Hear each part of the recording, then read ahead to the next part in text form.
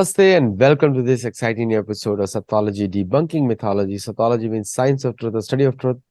Opposite of that is mythology, which means science or study of fake lie or imagination.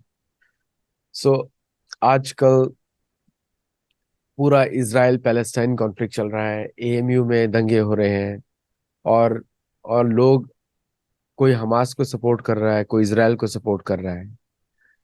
लेकिन हम लोग धर्म की दृष्टि से ये सारे इश्यूज नहीं देख रहे हैं कभी कभी, और धर्म की दृष्टि से नहीं देखते हैं तो एक्चुअली हम लोग राइट कंक्लूजन्स नहीं निकाल पाते। We can not think in detail और बैकग्राउंड में क्या है, because every conflict has a origination in a history and doctrines. आजकल लोग अनेक पुस्तकें पढ़ते हैं डॉक्ट्रिन्स के ऊपर। मैं आप सबसे पूछता हूँ, कभी भगवद गीता पढ़ी है? 1 मिनट के लिए भी तो 16 चैप्टर पढ़ लीजिए। मैं 10 बार बोल चुका हूँ, you don't have to learn anything about any analyst in the world. सारे एनालिसिस फीके पड़ जाएंगे 16 चैप्टर के सामने भगवद गीता के। हाँ, और उसकी दृष्टि बहुत से जब सही। आप ये कोई भी कॉन्फ्लिक्ट देखते हैं हाँ तब आपको हाँ, पता बट लगता है कि then you start getting the right perspective. हाँ, सो आज हमारे साथ जुड़े हैं इतिहासकार, और बहुत पुस्तकें लिखी हैं, 22,000 से ज्यादा तो आर्टिकल्स लिखे हैं और अनेक पुस्तकें हैं, अनगिनत अब बोला जाए तो। Let us welcome professor Rameshwar Pankaj Mishra. नमस्कार नमस्कार जी। क्या मैंने कुछ गलत बोला? अभी मैं शुरू में बोल रहा था। क्या नहीं, एकदम सही बोल रहे थे। क्योंकि कम से कम भारत में जहाँ सनातन धर्म का इतना विराट अतीत है, वर्तमान तक था, 47 तक तो बहुत सारे राजा सनातन धर्म का पालन करने वाले थे। केवल 77 वर्षों से भारत में नास्तिक राजा हुए हैं सबके सब। लेकिन उसके पहले तो सनातन धर्म के अनुयायी राजा थे। तो ऐसे देश में ज्ञान के स्तर पर सनातन धर्म की चेतना का एकदम विलोप हो जाना, और जो भी प्रोपेगेंडा कर रहे हैं दोनों गुट, उसमें से किसी इस या उस गुट के प्रोपेगेंडा मटेरियल को लेके बहुत ही सीरियस हो जाना और इसमें आनंद का अनुभव करना, तो ये कई भारतीय मनीषा के अनुरूप नहीं है। बिल्कुल नहीं है। हमको तो सबसे पहले ये जानना चाहिए कि भाई युद्ध क्यों हो रहा है। लेकिन उससे भी पहले जो आपने मुख्य बात कही, जो डॉक्ट्रिन की है, उस पर पहले ध्यान देना चाहिए। तो अगर हम डॉक्ट्रिन पे ध्यान दें तो बहुत सी बातें यूं सामने खुलती जाती हैं। बिल्कुल। तो एक तो है इतिहास, वास्तविक इतिहास। ये जो प्रोपेगेंडा मटेरियल है, ये तो वास्तविक इतिहास को भी छिपाता है। क्योंकि ईसा पूर्व 6ठी शताब्दी से इराक, जिसे अब आजकल कहते हैं, पहले तो ये नाम ही नहीं था, पारसी प्रांत था पूरा, जो कि भारतवर्ष का अंग था। इराक और ईरान जहां आज है, वो सबका सब भारतवर्ष के अंग थे। और ये पारसी सभ्यता सीधे, जिसे अरब अब कहने लगे हैं, वहां तक फैली थी। लेकिन इसी के भीतर यहूदी लोग रहते थे, इसके तो बहुत प्रमाण है 6वीं शताब्दी ईस्वी से। तो जिसे जेरूसलम कहते हैं और जिसे फिलिस्तीन कहते हैं, यहाँ तो यहूदी ही यहूदी थे। और फिर बाद में अ, ईस्वी सन के 3री शताब्दी, बल्कि 4ठी 5वीं शताब्दी से दो चार पादरी आने लगे। तो इस पूरे क्षेत्र में, यानी जिसे वो लोग अब अरब कहने लगे हैं, उसके पूरे उत्तरी क्षेत्र में तो केवल यहूदियों का ही राज्य होना चाहिए कायदे से, है ना? क्योंकि जो भी उत्तरी अरेबिया है, वो तो पूरी तरह यहूदियों का ही हिस्सा है। ये जो जहां मोहम्मद साहब, पैगंबर मोहम्मद पैदा हुए, और जहां फिर वो गए यथरिब में, मदीना जिसे कहते हैं बाद में, ये तो लाल सागर के किनारे छोटे छोटे नखलिस्तान जैसे इलाके हैं, बहुत मामूली, मतलब छोटे कस्बे समझ लीजिए भारत के हिसाब से, बहुत ही कम आबादी के छोटे इलाके। तो इनमें तो ऐसे लोग ही नहीं थे जो इतने बड़े क्षेत्र पर राज्य कर पाते।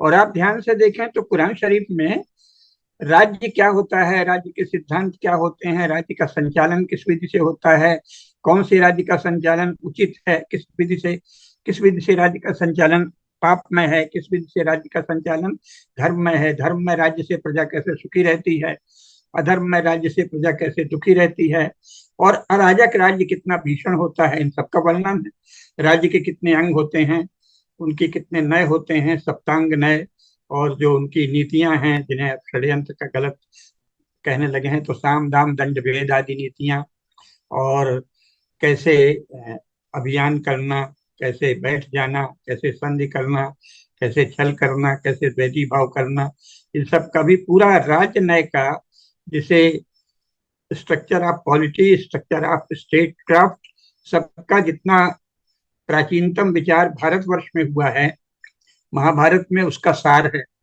मूल रूप से तो ये सृष्टि के आदि से ब्रह्मा जी ने दिया, तो वो सब विचार तो कुरान शरीफ में कुछ भी नहीं है। इसलिए राज्य कैसे चलेगा, राज्य का संचालन कैसे होगा, इसकी तो ना ईसाइयों के पास, ना चर्चियंटी के पास, चर्च के पास कोई किताब है, और ना ही कुरान शरीफ में इसका कोई उल्लेख है। तो राज्य संचालन जो भी शुरू हुआ वो तो बहुत बाद में, जो हमारे भारत के पुराने हिंदू पारसी लोग थे, उनमें से कुछ लोगों को लालच आ गया, उस पर अलग से कभी बात करेंगे, कि अच्छा अगर अपने को मोमिन कहने लगो तो चाहे जितनी स्त्रियां रख लो, चाहे जितनी रखेलें रख लो, चाहे जितनी लूट कर लो, चाहे जितना भोग कर लो, लूट का माल ले लो, आपस में ही बांट लो, धर्म अधर्म उचित अनुचित नीति अनीति का विचार नहीं करो, तो कुछ लोग बन गए। लेकिन जब वो बन गए तो उन्होंने ही राज्य के विषय में चिंतन किया, यानी पारसिक लोगों ने। लेकिन मूल जहां से कुरान शरीफ अवतरित हुई अल्लाह ताला से मोहम्मद साहब को, वहां तो राज्य के विषय में कुरान शरीफ में तो कोई विचार ही नहीं। तो इसलिए मुसलमानों का राज्य की दृष्टि से तो कहीं दावा ही नहीं बनता। मोमिन के रूप में, इस्लाम के अनुयायी के रूप में, विश्व के किसी भी भाग में मोमिनों का कोई दावा नहीं बनता। क्यों? क्योंकि उनकी किताब में राज्य के विषय में कुछ नहीं लिखा है। और वो खुद कहते हैं कि हमारी कुल एक किताब है कुरान शरीफ, जो अल्लाह ताला ने टुकड़े टुकड़े करके उनको मोहम्मद साहब के ऊपर वही उतरी, यानी एक तरह का रिवलेशन हुआ, इल्हाम हुआ, और उसको वो शुरू में तो किसी ने लिखा नहीं, बाद में संकलन किया गया। जिस क्रम से वही उतरी थी उस क्रम से संकलन हुआ नहीं है, अपने ढंग से पारसी के लोगों ने संकलन किया। तो अरब में तो शायद उसका संकलन भी कभी नहीं हुआ। इसलिए मुसलमानों का कहाँ से, मोमिनों का यह इलाका कहाँ से हो जाता है? तो ये तो वस्तुतः यहूदियों का इलाका है, और उससे भी पहले सनातन धर्म के अनुयायी लोगों का ये पूरा इलाका है। तो अब इसकी बात नहीं करते। इतिहास के स्तर पर अगर देखें तो आप जेरूसलम को, फिलिस्तीन को यहूदियों से कैसे छीन सकते हैं, अगर दुनिया में कोई न्यायपूर्ण व्यवस्था की बात हो। अब ये अलग बात है कि न्यायपूर्ण व्यवस्था के लिए एक चक्रवर्ती सम्राट अथवा कोई न्यायपूर्ण संघ आवश्यक है, जो कि न तो यूनाइटेड नेशंस अभी तक है, न कोई और। दूसरी बात क्या है कि जो ये युद्ध हो रहे हैं, इनको अगर हम, जैसा आपने भारतीय दृष्टि कहा, तत्व ज्ञान की दृष्टि से देखें, तो ये मुख्यतः क्या है युद्ध? मनुष्यों का आपसी व्यवहार। तो ये व्यवहार कई बार प्रेम पूर्ण होता है। कब? जो लोग सुसंस्कृत हैं, जो लोग समझदार हैं, वो सामान्यतः है प्रेम पूर्ण व्यवहार करते हैं। युद्ध के लिए भारत में क्षत्रियों को कहा गया था ताकि वो शौर्य प्रदर्शन का अभ्यास करते रहें। इसलिए उस युद्ध की बहुत सी मर्यादा थी, क्योंकि जीवन में वीरता का, शौर्य का, वीरता के भी बहुत से रूप होते हैं, दानवीर, धर्मवीर आदि। तो एक है युद्ध वीर। तो युद्ध वीरता भी मानव का गुण है, तो वो एक अलग बात है। युद्ध और वार में बहुत अंतर है। ये लोग जो जंग करते हैं और वार करते हैं, वो युद्ध से संबंधित नहीं है। तो आधुनिक युग में जो वार हो रहा है वो क्या है?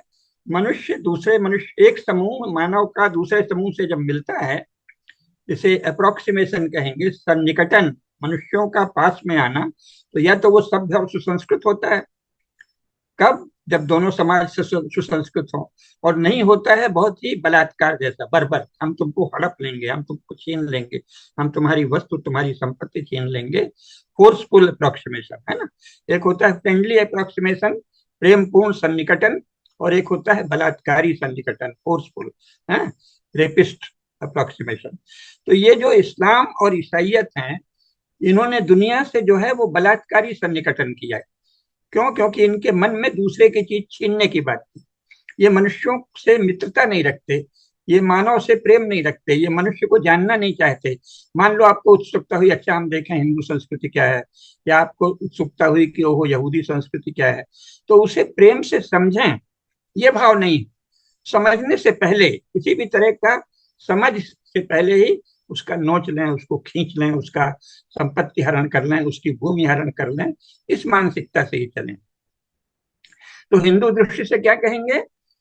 सुसंस्कृत मानव परस्पर सनातन आधारों पर एक दूसरे से मिलते हैं। मैं थोड़ा सा लेकिन इसमें जो एक आपको जी इंटरप्ट कर रहा हूँ हल्का सा, please ji ji forgive me. बिल्कुल जरूरी है, हाँ तभी लेकिन बात आगे बढ़ेगी। हाँ जैसे फॉर एग्जांपल अभी हाँ जो माइंडसेट चलता है इधर लोगों का हाँ कि मेरे भगवान अलग है, माई गॉड इज हम्म, डिफरेंट, है ना। ये हम्म, लड़ाई मिडिल ईस्ट की पूरी लड़ाई यही है, मेरे भगवान अलग हाँ है। और दूसरी एक लड़ाई है इन लोगों की, अगर इसका मैप देखें कि हाँ हाँ 47 में पूरी जगह का नाम पैलेस्तीन था, हाँ फिलिस्तीन। बिल्कुल। ये नाम दिया था ग्रीक्स ने। हाँ और उस समय ज्यूज ज्यादा थे जब नाम दिया था, फिर ग्रीक्स ने हाँ ज्यूज ज्यादा थे। हाँ तो ये ज्यूज के समय से नाम इसका कोई इस्लामिक संबंध नहीं है इस जगह का, कोई संबंध नहीं कोई है संबंध नहीं, ऑन रिकॉर्ड। On record. लेकिन ये जो ये बात हो गई कि मैं पनिश करता हूं तुम्हारे स्त्रियों को नीचा दिखाकर, हम्म जो इन्होंने खराब एक्टिविटीज की उधर उन स्त्रियों के साथ, लड़कियां थी वहां पे यंग हम्म म्यूजिक फेस्टिवल में, कि I want to show you low because I want to treat you women like this. तो हम्म एक विमेन को उन्होंने, स्त्रियों को एक मोहरा बनाया to punish the political masters, hmm which is a मतलब completely unforgivable act, completely. Hmm, हाँ। किसी भी तरह से उसके मतलब बच्चों, मतलब ये तो कायरता का वो हो गया, कायरता का, अमानवीयता है, अमानवीयता भी मानवीय है, बर्बरता है। बर्बरता भी है, और अपराध है, दंडनीय अपराध है, और भारत में कठोरता से दंडनीय अपराध। भारत में अलीगढ़ मुस्लिम यूनिवर्सिटी के लोग हाँ ने हाँ भी इस पे समझ प्रदर्शन किया। मतलब ये कहीं पे भी नहीं है कि इतिहास क्या है, what is the truth, and everybody is just acting on the actions.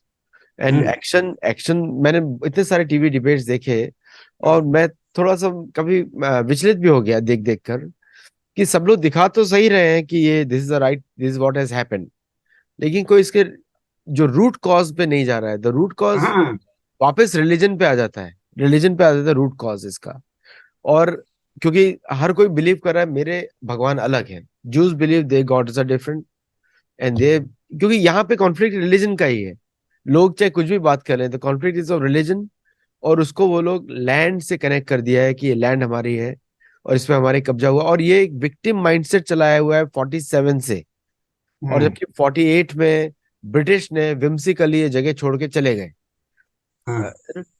इसमें मुझे बताइए कि what is the actual root cause है, क्या मेरा देखना सही है गलत है?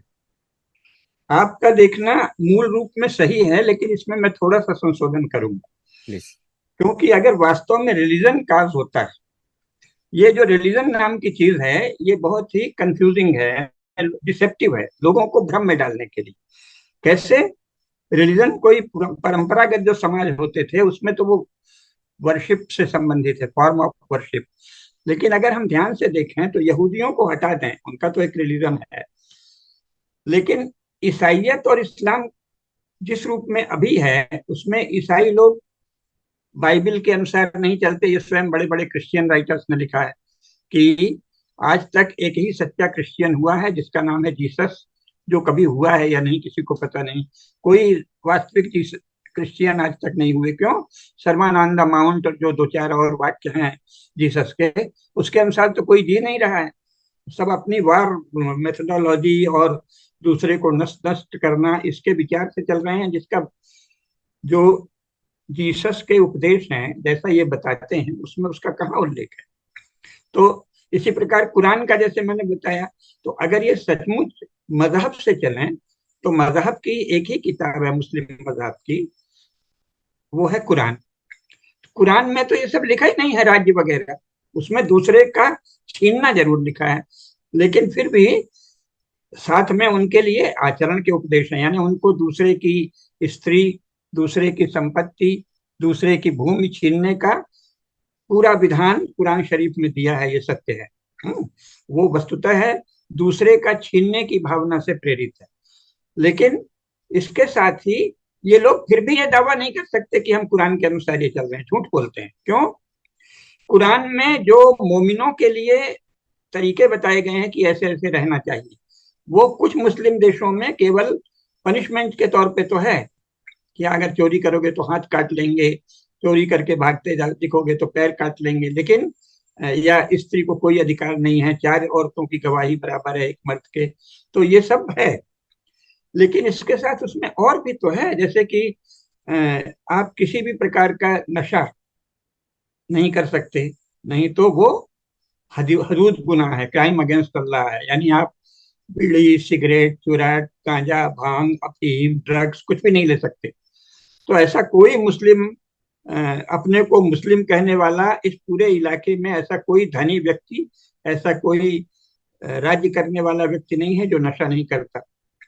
तो वो तो फिर मोमिन नहीं रहा। इसका मतलब कि कुरान शरीफ जो तुमको औरतों से बदसलूकी, औरतों को गुलाम बनाने, चाहे जिसकी औरतें छीन लेने, बड़ी संख्या में, अमानवीय संख्या में, जो एक पुरुष के लिए संभव ही नहीं है, इतनी बड़ी संख्या में औरतों को रखेल बनाने की इजाजत देता है, जो किताब इजाजत देती है, वही किताब तुम्हारे लिए कुछ प्रेस्क्राइब करती है कि ऐसे रहो, जिसमें सबसे बड़ा है कि किसी भी तरह आप जो अल्लाह की बनाई कृतियां हैं उनकी नकल नहीं करिए। इसका अर्थ है कि आपको फोटोग्राफी नहीं करनी चाहिए, आपको एक्टिंग नहीं करना चाहिए, आपको मनुष्य की, पेड़ पौधों के कोई चित्र नहीं बनाना चाहिए, आपको ऐसी कोई बुक, किताब नहीं पढ़नी चाहिए, घर में नहीं रखनी चाहिए जिसमें किसी मनुष्य की, चाहे वो राजा है चाहे कोई भी है, अथवा किसी पेड़ पौधे की, अल्लाह की बनाई कायनात की किसी भी वस्तु की कॉपी नहीं होनी चाहिए। तो सब लोग पुस्तकें पढ़ते हैं, सब जगह वहाँ के जो बड़े बड़े पॉलिटिकल लीडर्स हैं उनकी फोटो छपती है, सब लोग अपना आइडेंटिटी कार्ड फोटो के साथ रखते हैं। तो जो ये करता है वो हदूद गुनाह करता है, क्राइम अगेंस्ट अल्लाह। उसके लिए कहा है कि इसको सबसे ज्यादा दोजख में डाला जाएगा, सबसे ज्यादा समय, है ना। और ये भी कहा है कि जो ये सब करता है वो मुसलमान नहीं रह जाता, मोमिन नहीं रह जाता, वो मुनाफिक हो जाता है, मुनाफिकीन। और मुनाफिकीन जो है वो काफिर से भी ज्यादा सजा पाता है अल्लाह ताला के यहाँ। तो कुरान शरीफ के अनुसार भी नहीं चलते।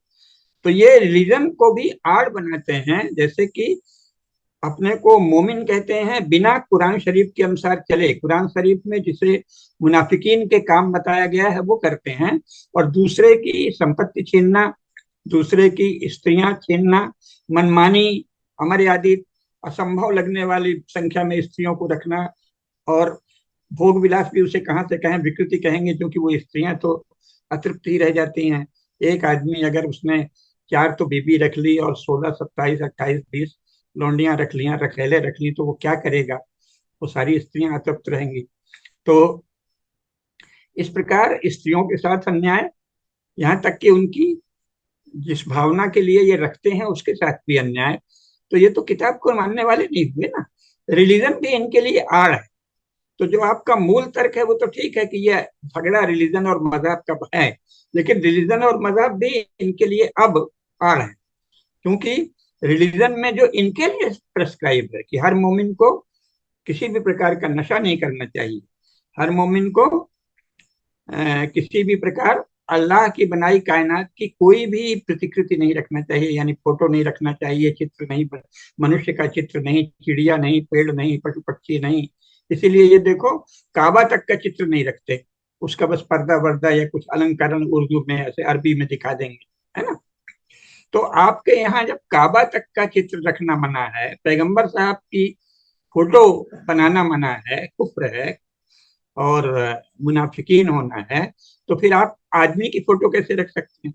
अपने बच्चों की फोटो कैसे रख सकते हैं? पेड़ पौधों की फोटो कैसे रख सकते हैं? आप किसी भी अल्लाह की बनाई कायनात की किसी भी चीज की फोटो नहीं रख सकते। इसका मतलब कि इनका अपना मजहब, जो वैसे बहुत ही दूसरों के लिए, गैर मोमिनों के लिए भयानक है, गैर मोमिनों के लिए आतंककारी है, गैर मोमिनों की संपत्ति और भूमि और स्त्रियां छीनने का प्रिस्क्रिप्शन देती है, उसका भी तो पालन नहीं करते। यानी वो भी इनके लिए इनकी सुविधा की चीज। उसमें से जो अंश अपने को लगा उतना ले लिया, और जो आपके लिए कठिन है आप नशा छोड़िए। आप अपने घर में कोई फोटो वाली चित्र वाली किताब मत रखिए। आप कभी अपना फोटो, आप कभी टीवी में नहीं आ सकते, आप कभी अपीयर ही नहीं हो सकते, फिल्म में नहीं जा सकते, तो सब तो कर रहे हैं। तो जो भी किसी भी रूप में अपनी फोटो खिंचवाता है या एक्टिंग करता है या मनुष्य की नकल करता है या पेड़ पौधे चिड़िया किसी की फोटो बनाता है, वो तो मुनाफिकीन है, वो तो मोमिन है ही नहीं है। इसी प्रकार बाइबल का लीजिए, भाई आपको तो कहा है कि गाल में थप्पड़ मारे तो दूसरा गाल कर दो। गांधी जी ने यही तर्क इनसे दिया था अंग्रेजों से, कह रहे तुम्हारे सरमन ऑन द माउंट में कहा है कि अगर कोई एक गाल में थप्पड़ मारे तो दूसरा गाल उसके सामने कर दो, तो तुम तो ये नहीं करते, तुम तो युद्ध करते हो।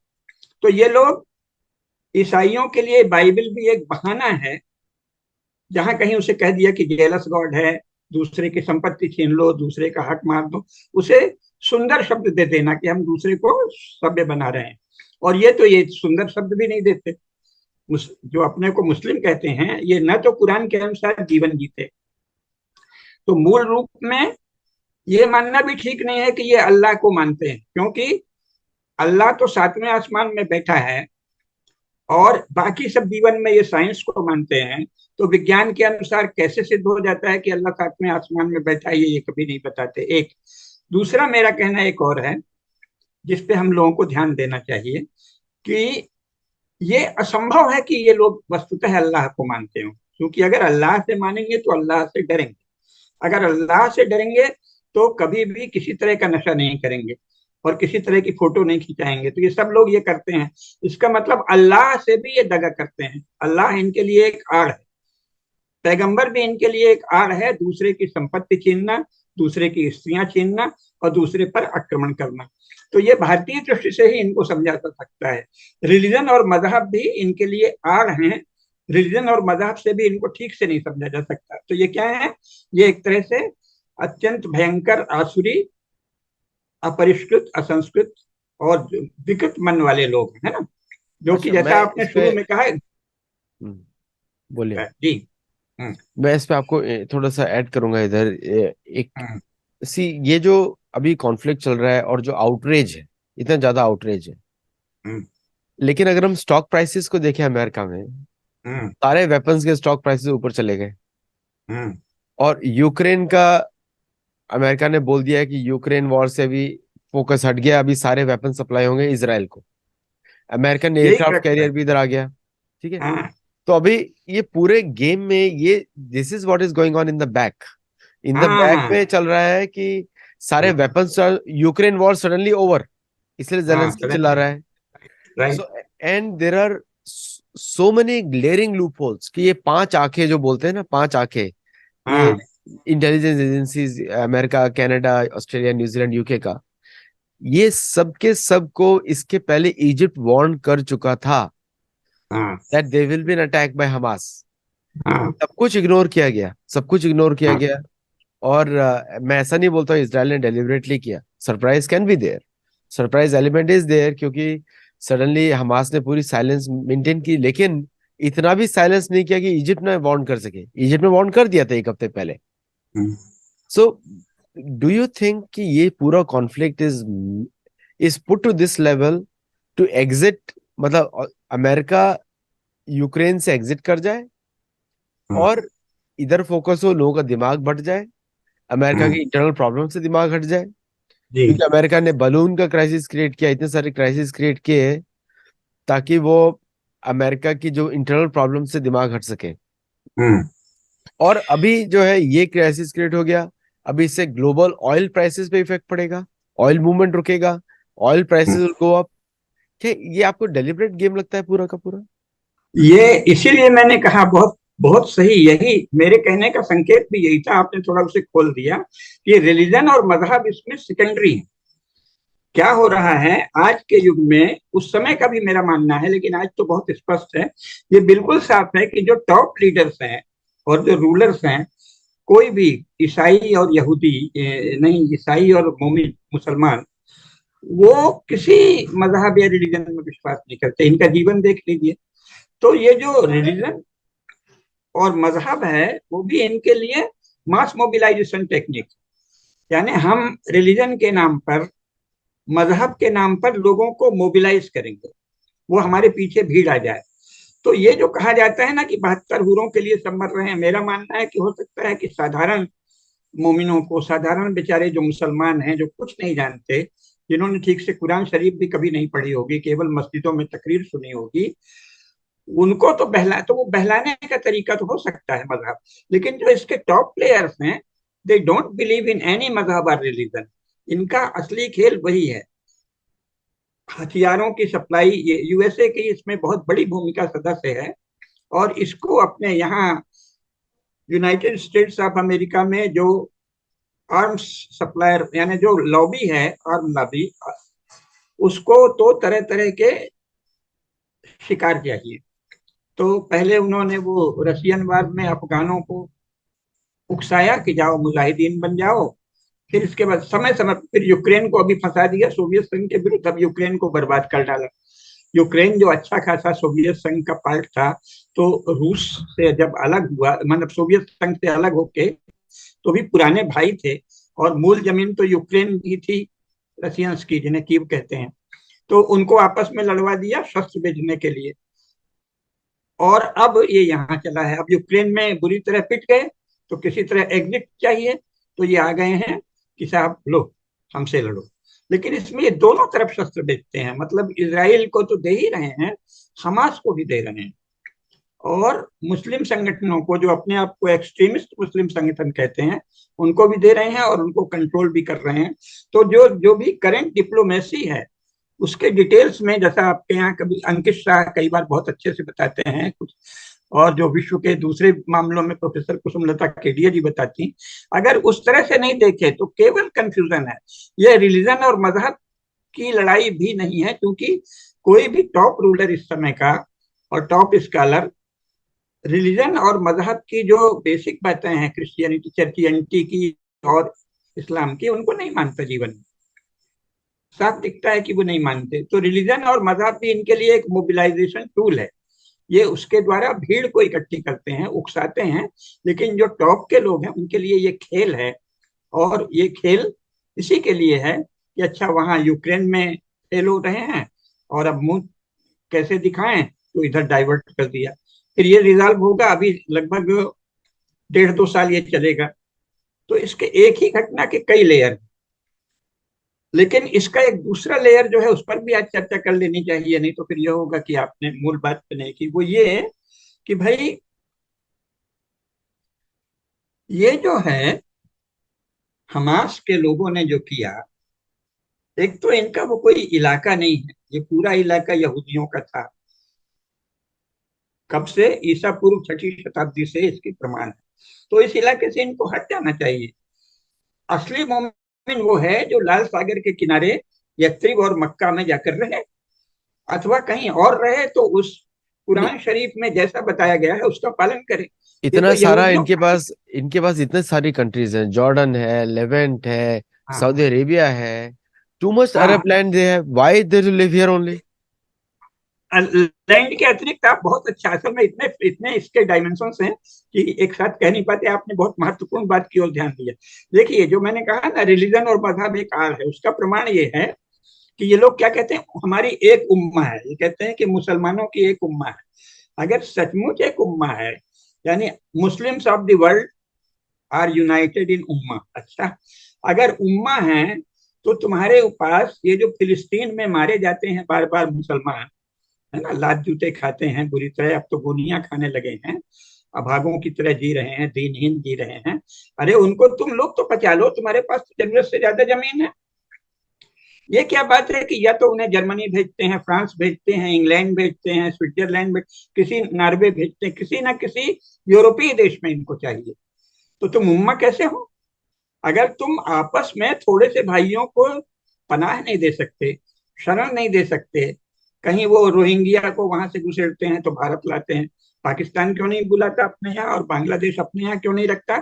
इसका मतलब कि उम्मा भी इनका एक कवर है, एक झूठ है, एक डिसेप्टिव मेथड है दूसरे को छलने का और दूसरे की संपत्ति छीनने का।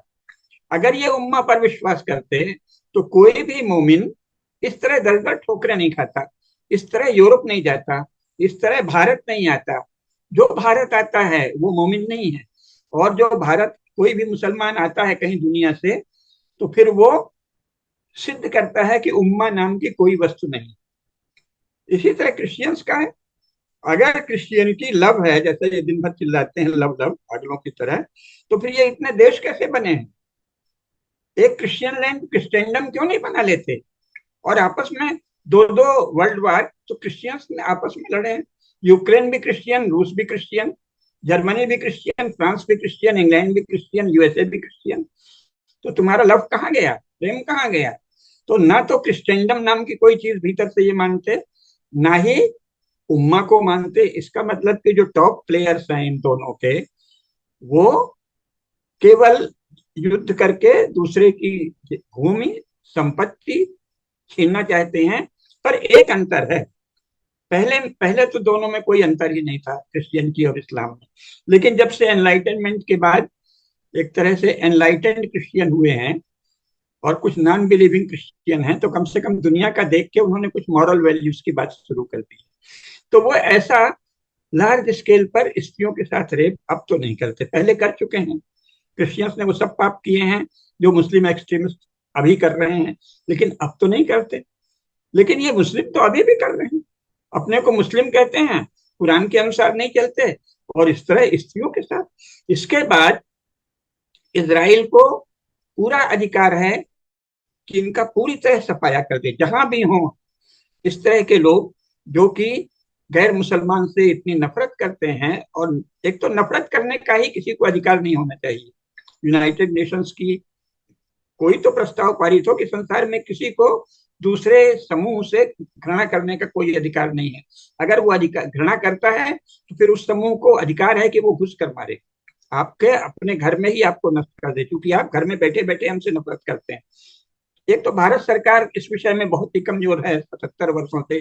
कम भारत सरकार को सनातन धर्म के अनुसार नागरिकता की घोषणा करनी चाहिए कि भारत में जो भी व्यक्ति यूनिवर्सल लॉस को नहीं मानता, यूनिवर्सल ह्यूमन वैल्यूज को नहीं मानता, उसको भारत की नागरिकता नहीं दी जाएगी। और अब मेरा कहना है कि संयुक्त राष्ट्र संघ ऐसी पहल करे और सारे विश्व में ये लागू हो कि ऐसे किसी भी व्यक्ति को संसार के किसी देश की नागरिकता नहीं दी जाएगी जो यूनिवर्सल ह्यूमन वैल्यूज को डिक्लेयर नहीं करता कि हम इसमें श्रद्धा रखते हैं। हर एक को डिक्लेरेशन देना जरूरी। और ये हमास या कोई भी जो कहता है कि नहीं हम सब केवल अपना मजहब लाएंगे, और वो झूठ बोलता है, मजहब उसके लिए कवर है, आड़ है, वो असल में सबको मारना चाहता है, तो उसका सफाया करना चाहिए। और इजराइल को पूरा अधिकार है कि वो घुस कर मारे, हमास के लोग जहां भी मिले, जहां भी छिपे हों, वहां जाकर उनका सफाया कर दे।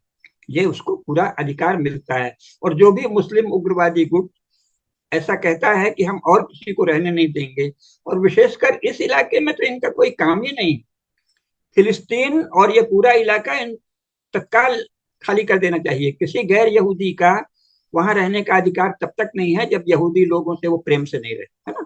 उस इलाके में वही रह सकता है जो यहूदियों के साथ प्रेम से रहे, जैसे हिंदू रह सकता है, नहीं, जैसे अभी आजकल के एनलाइटेंड क्रिश्चियन रह सकते हैं। जी। कश्मीर में भी यही इंसिडेंट हुआ, बंगाल में भी हाँ हुआ, बांग्लादेश में भी हाँ हुआ, पाकिस्तान में भी हाँ हुआ।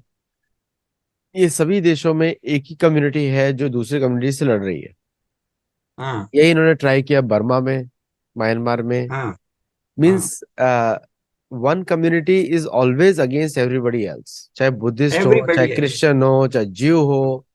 क्या हाँ। आपको ऐसा नहीं लगता है कि ये लोग कभी ऐसा सोचते होंगे कि why we are on the opposing side of everybody else? मतलब कभी देखिए, इनमें मेरा अमेरिका। मानना है कि जो औसत मोमिन है ना, साधारण, जो बेचारा गरीब मुसलमान है, उसको अगर ये बताया जाए कि भाई तुम्हारे जो हुक्मरान हैं और तुम्हारे जो लीडरान हैं मुल्ला मौलवी, वो ऐसा सोचते हैं, तो वो उनसे नफरत करने लगेगा। इस विषय में भारत की सरकार और वेस्टर्न यूरोप की सरकार और यूएसए की सरकार का सबसे बड़ा दोष है कि वो इस सच को व्यापक नहीं बनाता। ट्रुथ को, सत्य को व्यापक प्रचार करना चाहिए कि देखो भाई, तुम्हें जो लोग हैं वो तो सारी दुनिया को दुश्मन बनाए। क्या है, मुसलमानों को अपने को मुसलमान मानने वाले साधारण लोगों को संसार से काट के रख दिया गया है। दिन भर वो अल्लाह अल्लाह रखते हैं और इसके बाद उनको ये बताते नहीं कि अल्लाह ने कुरान शरीफ में क्या कहा है, और अल्लाह ने तो राज्य के विषय में कुछ बताया ही नहीं है। इसलिए कोई भी शासक सच्चा मोमिन नहीं हो सकता। सच्चा मोमिन तो वो है जो अपना फकीर बन के रहे सादगी से। तो ये बताना चाहिए कि तुम तो सारी दुनिया से नफरत करना सिखाते हैं, तो उससे क्या होगा, हर साधारण मोमिन अपने हुक्मरानों से और अपने मुल्लाओं से ही नफरत करने लगेगा। लेकिन उसके लिए बड़े स्तर पर सत्य का प्रचार होना चाहिए। और जो इनके टॉप प्लेयर्स हैं उनको तो सोचने का सवाल नहीं, वो जानते ही हैं, वो इसका धंधा कर रहे हैं। इस प्रकार वो मनुष्य के रूप में संपूर्ण मनुष्यता के लिए बहुत बड़ा कलंक है, बोझ है कि तुम मनुष्य के रूप में जन्म लिए हो और संपूर्ण मनुष्यों से घृणा करते हो अपने जैसे। तो तुम तो इस धरती में बोझ हो चलते फिरते। लेकिन क्रिश्चियंस को क्या है, इसका बड़ा घमंड है कि हम सबको बदल लेंगे, ट्रांसफॉर्म कर लेंगे दबाव अभाव से। तो वो बड़ी संख्या में मुसलमानों को अपने यहाँ रखते हैं। अरे भाई, जो तुम्हारा घोषित शत्रु है, जो तुम्हारे अस्तित्व को मिटा डालना चाहता है, उसको तुम, क्या बात है, जरूर कोई स्ट्रेटजी है, जरूर कोई मन में खराब विचार है, उनको क्यों घेरना चाहते हो, अपने बीच क्यों लाना चाहते हो, है ना। तो ये सब, लेकिन यहूदियों को पूरा अधिकार है कि ये जो मुस्लिम उग्रवाद के नाम पर हत्यारों के झुंड हैं, जिन्होंने ऐसा घृणित पैशाचिक पाप कर्म किया है स्त्रियों के साथ, बच्चों के साथ, उनका वंश नाश कर दे। वो जहां भी हैं उनको घुस कर मारे, और इसमें संपूर्ण विश्व का उन्हें समर्थन मिलना चाहिए। और भारत सरकार का काम है कि अलीगढ़ मुस्लिम यूनिवर्सिटी के जिन लोगों ने इसका पक्ष लिया है उनकी तत्काल नागरिकता समाप्त हो, उनको भारत में पढ़ने का अधिकार समाप्त हो, और उनको वही हमास में भेज दिया जाए, एक्सपोर्ट, है ना। नहीं, कल तो अगर कोई वो मुझे हमास की, कल मैं सुन रहा था एक हाँ शो में बोल रहे थे कि एएमयू को ही बंद कर दिया जाए, जस्ट रिमूव एएमयू, क्योंकि एएमयू हाँ से ही भारत का विभाजन का भी प्लान निकला। और हाँ वो यूनिवर्सिटी में इतने कलंकित लोग हैं कि हाँ वो हाँ। उसको बंद करना चाहिए, और मैं तो पूरा नहीं, ये इस तो बात पे नफरत एग्री का भी है। करता हूँ। एएमयू नफरत का है, नफरत का अड्डा बन गया है। तो या तो उसके लोग तौबा करें, कहें कि परवरदिगार से माफी मांगे कि ऐसे ऐसे इंसानियत पर जिनसे, जिनको शर्म आनी चाहिए, इंसान, ऐसे लोग यहाँ हैं, तो तत्काल या तो सफाया करें, कॉम्बिंग करें, और नहीं तो अलीगढ़ मुस्लिम विश्वविद्यालय को हर तरह से कुछ समय के लिए रोक देना चाहिए, जब तक वो तौबा नहीं करें और परवरदिगार से माफी नहीं मांगे कि हमारे यहाँ इस तरह के विद्यार्थी, जिनको देखकर सारी दुनिया थू थू कर रही है, जिनको देखकर सारा हिंदू समाज थू थू कर रहा है, जिनको देखकर भारतीयों को शर्म आ रही है, ऐसा विश्वविद्यालय विश्वविद्यालय नहीं है, वो तो दे- गुनाह का घर है, मुझे गुनाह तो का ये अड्डा है। समझ में नहीं आता है कि भारत में एएमयू है और भारत में देवबंद भी है। हाँ मतलब इनके इधर इतना भी इंटेलेक्चुअल नहीं है कि देवबंद को सऊदी अरेबिया लेके चले जाए, भारत में क्यों है? हाँ। तो like I don't understand this Bharat logic. में नहीं, वो भारत में इसलिए है कि कांग्रेस ने इनको सबको पनाह दिया कि तुम हिंदू समाज को और तोड़ो। कांग्रेस योजना पूर्वक हिंदू द्रोही है। कांग्रेस योजना पूर्वक हिंदू धर्म का नाश करके, और यहाँ मुट्ठी भर लोगों का अपना एक शासन चाहने वाले लोगों की पार्टी है। तो उसने जानबूझकर इनको जगह दी, अन्यथा स्वतंत्र भारत में किसी भी देवबंदी हो चाहे जितने भी हों, उनकी कोई जगह नहीं होनी चाहिए। और भाजपा की भी कोई विल टू पावर नहीं है, राज्य की इच्छा नहीं है, अथवा केवल गद्दी पर बने रहने की इच्छा है कांग्रेस का अनुसरण करते हुए। तो वो सनातन धर्म के पक्ष में, सत्य के पक्ष में, मानवता के पक्ष में अभी तक तो निर्णय नहीं लेती रही है। लेकिन अब मोदी जी में ये लक्षण दिखता है कि सारा देश, जिसका अर्थ है मुख्यतः संपूर्ण हिंदू समाज और संपूर्ण मानवीय समाज जो बर्बर नहीं है, वो आदरणीय श्री नरेंद्र मोदी की सरकार को ला रहा है। तो 2024 के बाद इस मानवीय समाज के प्रति, जो बर्बरता का विरोधी है, उसके प्रति अपने कर्तव्य का पालन मोदी जी अवश्य करेंगे, हमको आशा है। मतलब जिसका अर्थ है कि इनका भारत सफाया जैसे है। देश में हमास के लिए प्रो हमास प्रदर्शन करना, वो हाँ, वो तो टेररिस्ट लज्जा की बात ऑर्गेनाइजेशन है, वो तो एकदम है। हाँ। लज्जा की बात है हमारे लिए। और ये मतलब शासकों के लिए लज्जा की बात है, हमारे लिए नहीं, आपके लिए भी नहीं। शासकों के लिए लज्जा की बात है, ये राजा का कर्तव्य है। देखिए, शुक्र नीति में साफ लिखा है कि केवल नृप का दोष है। अगर, अभी हो सकता है हमको वो श्लोक तुरंत नहीं मिले, साफ कहा है कि वो केवल नृप का दोष है। नहीं, वो तो अगर ऐसा होता है, नारद मुनि महाभारत में बोलते ही हैं कि हाँ महाभारत में भी कहते हैं। महाभारत में लिखा हुआ है कि इस तरह के लोगों को शुरू से खत्म करना चाहिए, और हाँ इंटेलिजेंस ऑपरेशन ऐसा स्ट्रांग होना चाहिए कि इस तरह के उपद्रवी पनप ना पाए। तो बिल्कुल। इसीलिए तो लोगों ने वोट देते हैं कि गवर्नमेंट्स को, कि आप गवर्नमेंट में आके ठीक करें। लेकिन हाँ जो भारत का जो ये जो कुछ पॉलिटिशियंस हैं जो कि इनके समर्थन में भी बात कर रहे हैं कुछ लोग। और अच्छा, मैं दर्शकों को ये बोल दूं कि यूट्यूब पे बहुत सारे लोग इसके सपोर्ट में बात कर रहे हैं। भारत के जर्नलिस्ट जर्नलिस्ट जो है, इज ए रिपोर्टर होता है। He is not suppose to give you analysis. Analysis हाँ आप जर्नलिस्ट से नहीं सुनते हैं। बिल्कुल।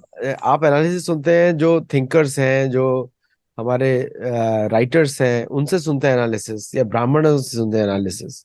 लेकिन हाँ जर्नलिस्ट ब्राह्मण नहीं होते। मीन्स मतलब ब्राह्मण इन द सेंस कि जो एडवाइस करे कार्य के लिए, उस तरह का कार्य उनसे विद्वान नहीं अपन होते, और विचारपूर्ण जीवन जीने वाले भी नहीं होते, बेचारे नौकरी करते हैं। नौकरी तो कर। इनका ये एक तो प्रतिबंधित, इनको स्वयं ही पत्रकारों का ये सर्वोपरि कर्तव्य है कि आपस में कोई महासंघ बने, प्रेस काउंसिल, ये एक प्रस्ताव पारित करे कि पत्रकार कब से विचारों के अग्रणी हो गए।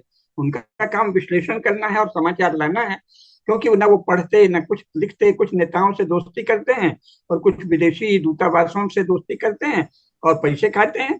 तो वो खाएं जब तक जितनी गुंजाइश है कानूनन, बाकी कानून अपना काम करेगा, लेकिन ये विचार का तो अधिकार ही नहीं है। पत्रकार में वो योग्यता ही नहीं है कि वो कोई विचार कर सके। नहीं, तो आजकल तो टीवी शो बना दिया है। इतना भयंकर वॉर चल रहा है, उसके बीच में से लोग रिपोर्टिंग कर रहे हैं। ये ट्रेंड भी हाँ अमेरिका ने शुरू किया कि वो बिल्कुल। सीएनएन का रिपोर्टिंग जब हुआ था गल्फ वॉर में, तब से चालू हो गया है। अब भारतीय हाँ पत्रकार घूम रहे हैं वहां पे, और ये बता रहे हैं कि हाँ अभी यहाँ पे ये बम गिरा है, यहाँ पे ये हुआ है, ये हुआ है। एक्चुअली हाँ ये तो सबको मालूम ही है क्या चल रहा है, and and it's good to also see that also. हाँ ठीक लेकिन है। दैट इज लेकिन नॉट द भाषण नहीं टू देनी। Convert a war into entertainment is very bad thing, है ना। हाँ तो बहुत इसमें बहुत। सभी लोगों की मिली भगत है। एक तो अमेरिका के स्टॉक मार्केट के हाँ प्राइसेस चल रहे हैं अच्छे ऊपर, बिल्कुल एवरीबडी इज बिल्कुल। Making money, oil prices going up, Russia is making money, everybody is making hmm money. मतलब सभी लोग अपना अर्थ संचयन, वापस वही श्लोक आ जाता है भगवत गीता का। हम्म। देखिए, तो शुक्रनीति में साफ कहा है, देवांशान सात्विको भुंक्ते राक्षसांश तु तामसा राजसो मानवांशांश तु सत्वे धार्य मनोज्ञता। तो जो राजा तामस वृत्ति को बढ़ाए वो राक्षस जैसा होता है ना? और जो सात्विक भावना को बढ़ाए वो देवतुल्य होता है। तो हमारे भारत के राजा तो 77 वर्षों से इस तमस, क्योंकि मुस्लिम मजहब की आड़ में इस तरह दूसरों की संपत्ति, भूमि छीनना और स्त्रियों से बर्बर, अत्यंत असहनीय, सब प्रकार से दंडनीय, अमानवीय, पाशविक भी नहीं कह सकते, बहुत ही घिनौना व्यवहार करने वाले तो साक्षात दंडनीय हैं। और जो राजा उनको दंडित नहीं करता वो तामसी राजा है। तो हमारे मोदी जी से हमें आशा है कि उनमें रजोगुण की प्रबलता है, तो वो निश्चित रूप से कम रजोगुणी कार्य करेंगे और इन ऐसे सभी लोगों को दंडित करेंगे। अलीगढ़ मुस्लिम विश्वविद्यालय ने जिसने भी हमास के पक्ष में कहा है उसकी नागरिकता समाप्त होनी चाहिए, और उस विश्वविद्यालय को तब तक के लिए बंद कर देना चाहिए जब तक वो लोग तौबा न करें, परवरदिगार से इसके लिए माफी नहीं मांगे कि ये क्या हो रहा है। हमारे विद्यार्थी इतने गुनहगार क्यों हो रहे हैं, इतने पापी क्यों हो रहे हैं, इतने मानवद्रोही क्यों हो रहे हैं। हमास का समर्थन का अर्थ है मानवद्रोह, धर्मद्रोह, पाप। तो विद्यार्थियों को पापी बनाने वाला कोई भी केंद्र विश्वविद्यालय नहीं कहा जा सकता। तो उसको भंग कर दें और उनको तौबा करने दें। अच्छा, आजकल क्या हो गया है, ये एक नया पीस वालों का ये एक नया चला है कि हम्म, जैसे attackers, there is no clear definition of attackers and defenders law में। अटैक करके कोई चला गया तो कोई जो डिफेंड करने आएगा उसके ऊपर पीस का ट्रीटिस उसको लोग प्रवचन देते, means indirectly promoting the attackers, कि जब तक अटैक नहीं हुआ। इसमें भी, हम्म, बोलिए, बोलिए। इसमें भी यूनिवर्सलिटी कहाँ है। अमेरिका अटैक करता है, उसको तो किसी ने नहीं रोका। कहाँ कहाँ अटैक किया, जाके वियतनाम में किया, इराक में किया। तो एक यूनिवर्सल लॉ होना चाहिए। अगर अटैकिंग और डिफेंडिंग बराबर है तो फिर सबके लिए बराबर। इसमें जो दोगलापन है, दोहरापन है ना, वो छलपूर्ण है। तो एक विश्व जनमत बनना चाहिए कि इस तरह का छलपूर्ण राजनीति के विरुद्ध आपने छोटी बहुत स्ट्रेटजी जो भी करें, लेकिन आप व्यापक रूप से इतना खुलेआम ऐसा दोमुहापन इस तरह से नहीं चलना चाहिए। अटैक करने वाला कौन है, अटैक जैसे इसमें हमास अटैकर, उसका सब प्रकार से नाश होना चाहिए। इसराइल को एक तो वैसे यहूदी क्षेत्र में पूरे उत्तरी, जिसे अब अरब कहने लगे हैं, यरूशलेम, फिलिस्तीन और उस पूरे इलाके में किसी भी गैर यहूदी को यहूदियों की अनुमति के बिना रहने का नैतिक अधिकार नहीं, क्योंकि वो उनकी पैतृक भूमि है सनातन काल से। ईसा पूर्व 6ठी शताब्दी से तो इसके प्रमाण हैं, और उसके पहले वो सनातन धर्मी लोग ही थे, बट सर, तो किसी समय तो यहूदी हमारे लोग हुए तो होंगे। तो हिंदू पाकिस्तान भारत में भी ये रूल लगना चाहिए, क्योंकि ये सब हिंदुओं जगह की पैतृक सबसे भूमि पहले। है। हाँ, तो ये हम सब अफगानिस्तान लोगों में का। भी। हाँ, तो भारत जो है वो तो हिंदुओं का पूरा भारत, ये भारत जो है पहले तो भारत ही था, यहाँ तक फिलिस्तीन तक भी भारत था, हाँ, यवन प्रांत पूरा भारत था, पारसिक प्रांत भारत था। लेकिन अगर ईसा पूर्व 6ठी शताब्दी से लें तो यहूदियों का ये क्षेत्र है, वहां कोई भी गैर यहूदी यहूदियों की इच्छा के बिना नहीं रहने का अधिकारी।